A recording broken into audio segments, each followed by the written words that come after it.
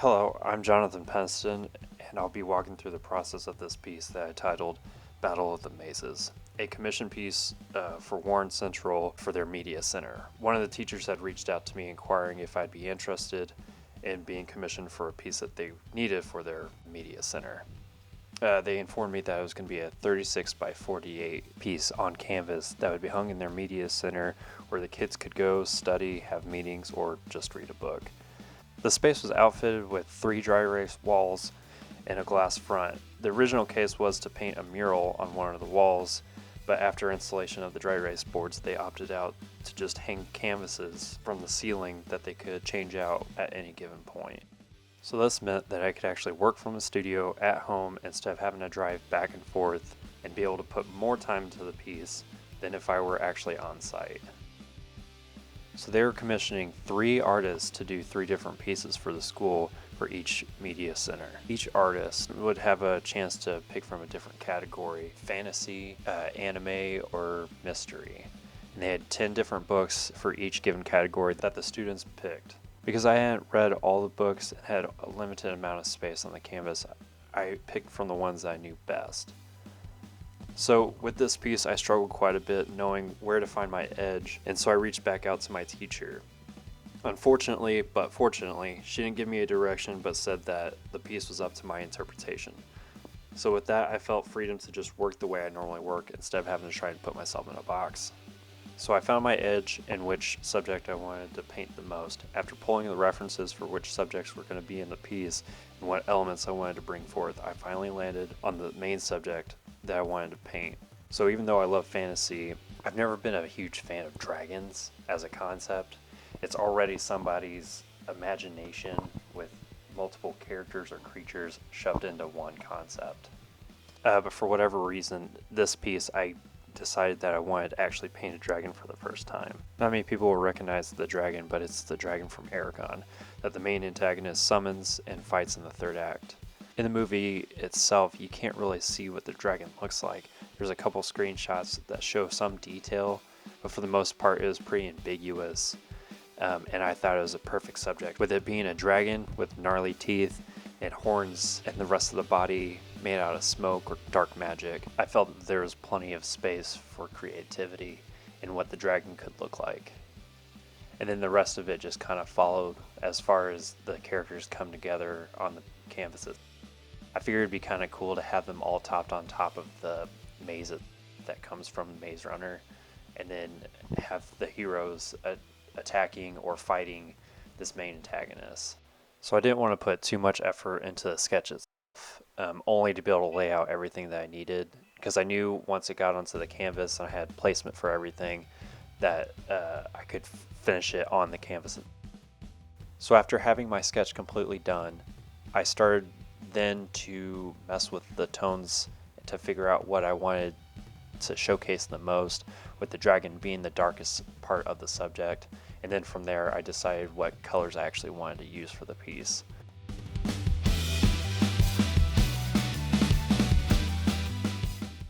When actually starting the piece, I went ahead and painted a solid color over it, and then I used my projector to project the actual line work onto the canvas.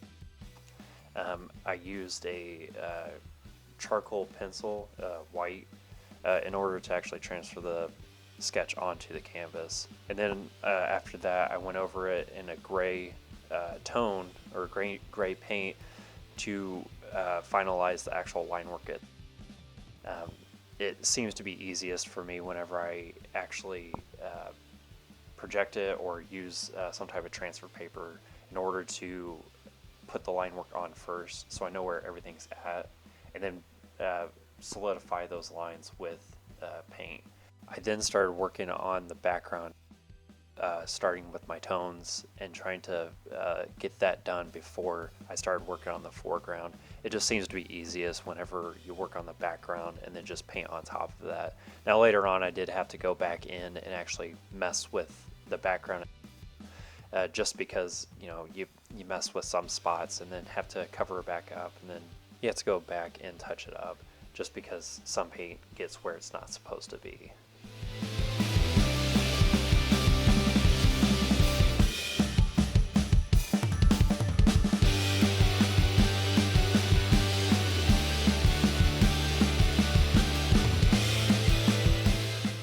So after getting the background completed as much as I could at that given point, um, I started going into all the characters with actual gray tones, and maybe in the later piece I should actually just use different like actual colors, but with it being more of a muted type of illustration, I figured a gray base would probably be best, and then I would just wash it with other colors.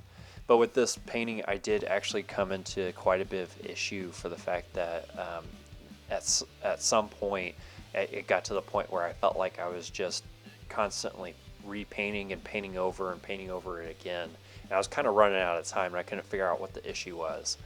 Well, I actually realized that some of the paints that I had were actually crap. Like, they were just crap quality paints.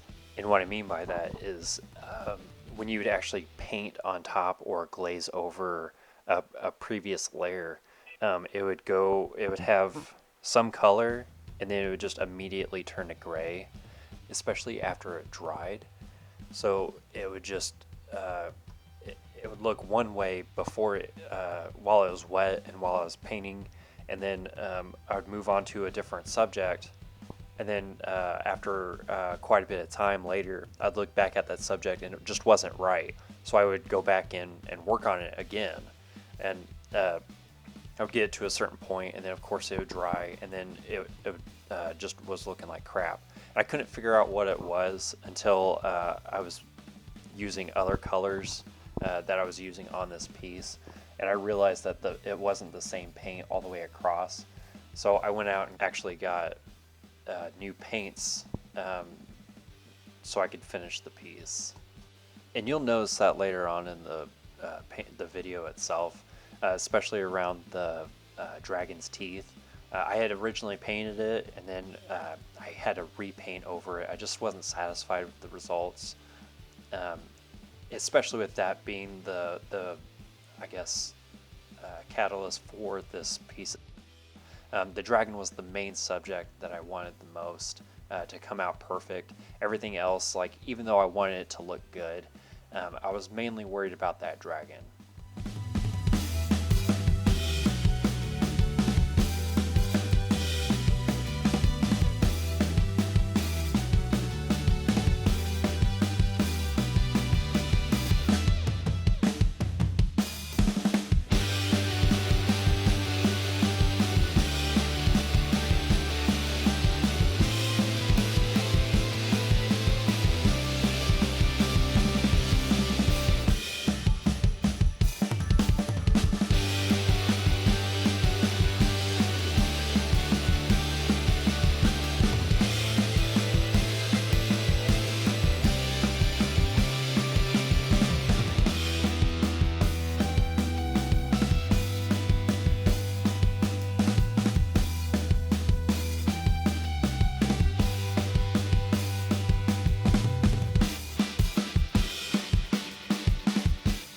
Now here in this next clip, you'll see that I actually went back over in that white charcoal pencil. I originally said that I wanted to get the line work down and then I'd get back into refining it later on. Well, these white marks are the part of refining. I knew once I had it on canvas that I would want it to be more fluent, like it actually came from the hand instead of just stagnant and just sketched over. I figured once I got it onto canvas and then started messing with it with actual pencil, that it would come out a lot more fluent. And I would say that it came out a lot better than I thought it would, just with like the horns and the tips of things, like the tips of the wings or the smoke itself. It just looks more fluent. I wanted things to look a little bit sharper, and when sketching that, it just wouldn't come out when transferring it from an actual projector. It maybe with transfer tape, but the horns just look so good with like a freehand style, and coming back into it with going back over with paint. It just looks so much better. And you saw earlier that there's that I went over that back wing with some blue paint.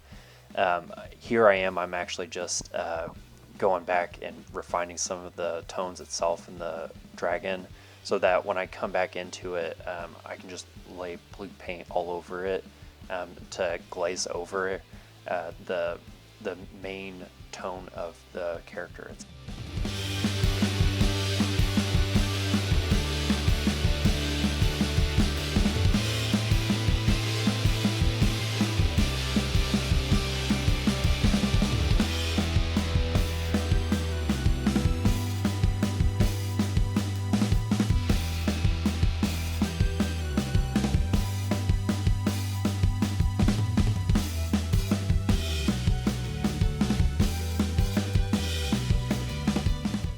So the maze itself, the platform that they are all standing on, had to be the second worst part of this painting. Not that it came out bad or anything like that, but just working on it.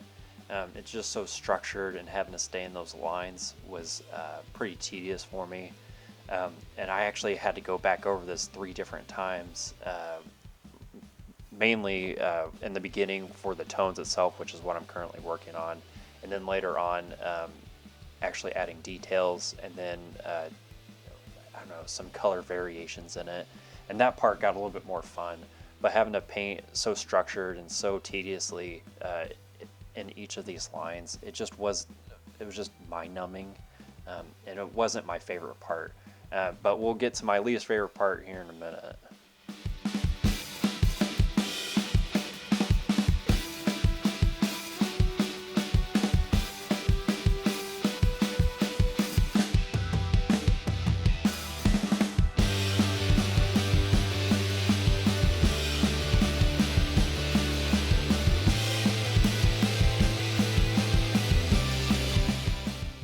For a little while, I'll be working on the tones of the piece, working dark to light, making sure that all the details are really starting to come out, so that when I actually do start to glaze over the paint, I have a good foundation on what will be coming through, and then that just helps me work forward in actually adding more color onto the characters.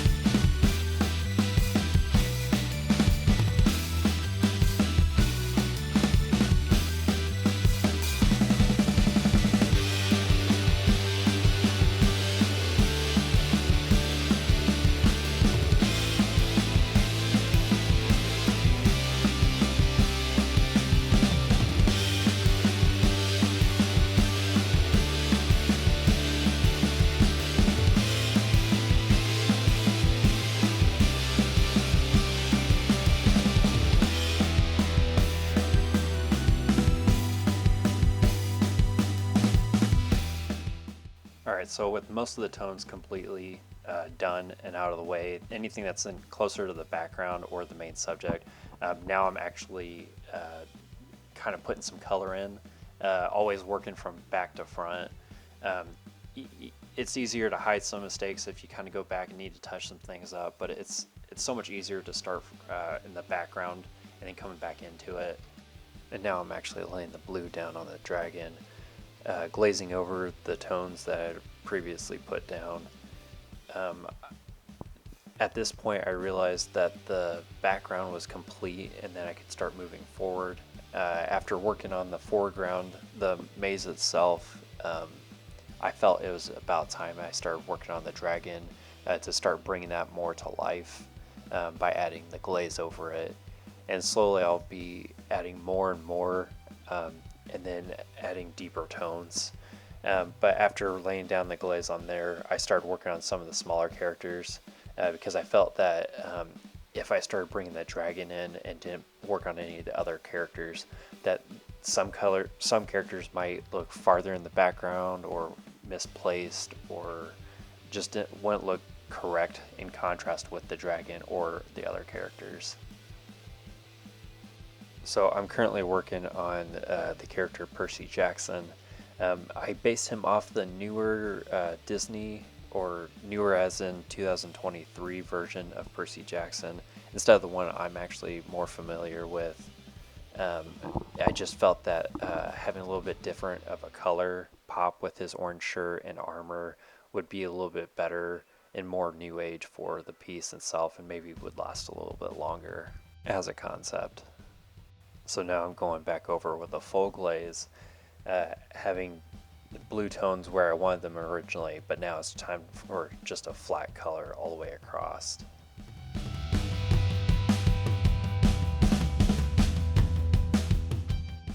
So there's always a part of the painting that is my most favorite, and obviously the teeth of this dragon were my favorite.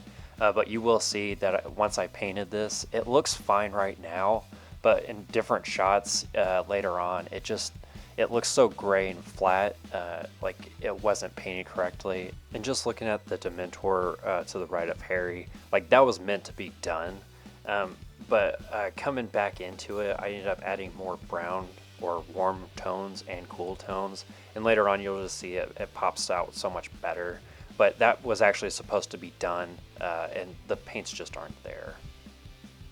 So my second favorite part of this painting was painting Harry's Patronus.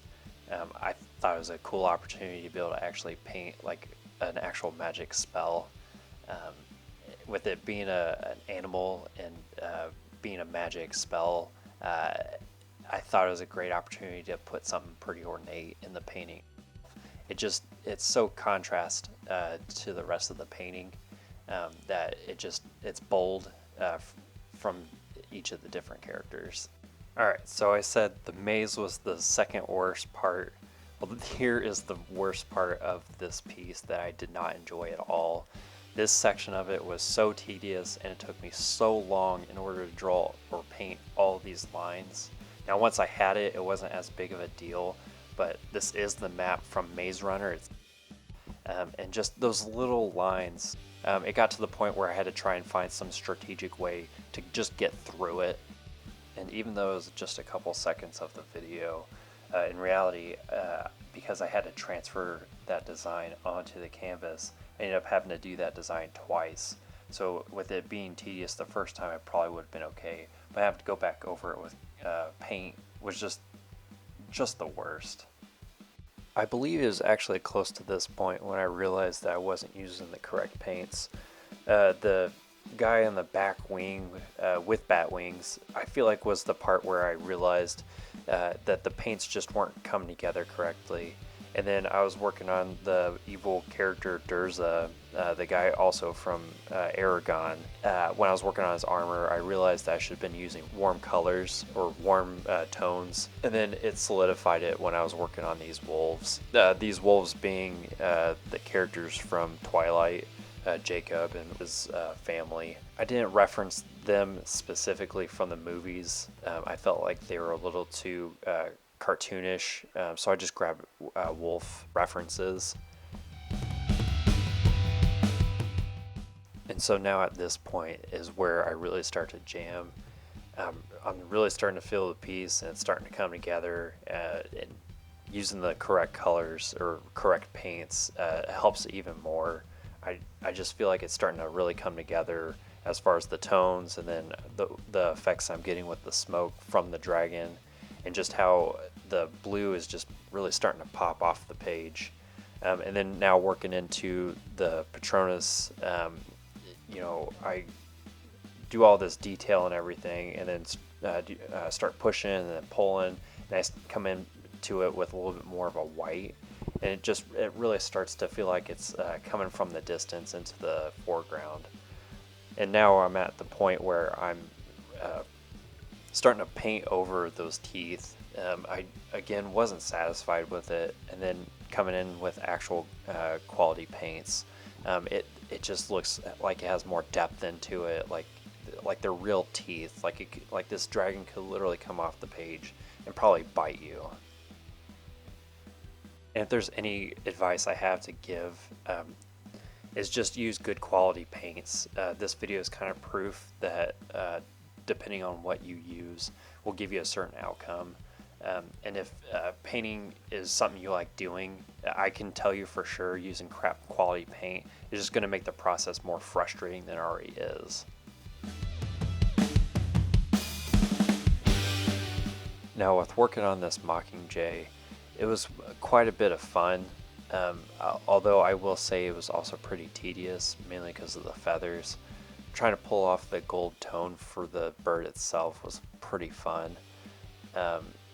Though it felt like I was working on it way longer than it probably should have.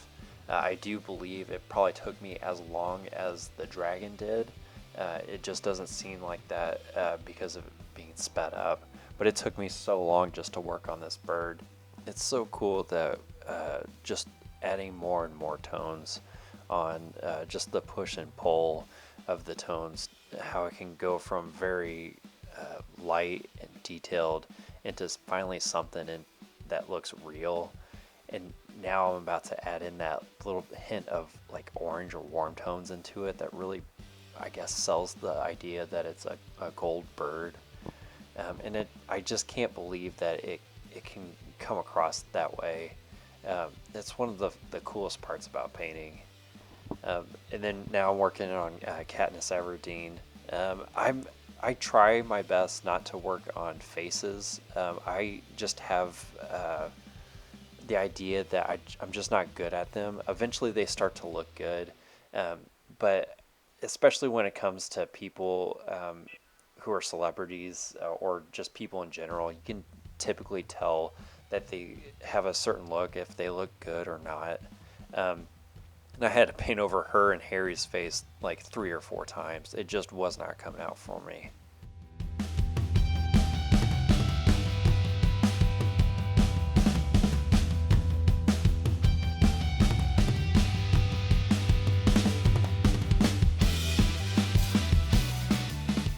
But I will say that one thing that I really did like was this lightning bolt. It was pretty sick.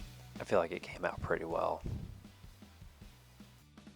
And then finally working on the smoke or the mist to add the ambiance of the piece of the foremost ground.